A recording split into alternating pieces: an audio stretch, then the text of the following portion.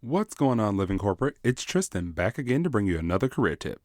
This week, let's talk about cleaning and building up your LinkedIn connections list. When you take the time to curate your connections list, you're not only ensuring that the right people see you, but you're establishing rapport and building your thought leadership with people who may be able to help you or hire you down the line. Unfortunately, many of us are not that discerning with who we add on the platform. If you're anything like me, you started with a LinkedIn profile in college and just began adding people. You thought the more people I'm connected to, the better, right? Well, I hate to be the bearer of bad news, but that's not exactly true. See, the number of connections you have is what we like to call a vanity metric.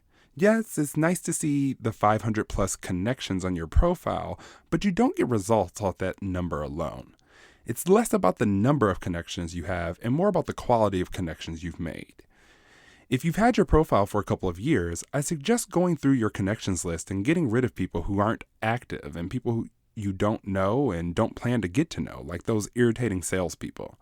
I'm not telling you to get rid of friends from college or your old job or even getting rid of people completely outside of your industry, but just ask yourself, does this person engage on the platform?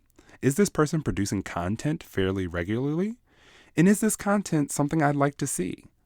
If the answer is no to any of those questions, that may be a person you want to consider putting on the chopping block.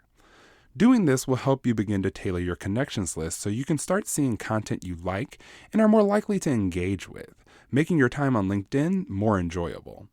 Sometimes this can get overwhelming, so maybe just go through 15 to 20 connections each time you log on, and before you know it, you'll have your list cleaned up.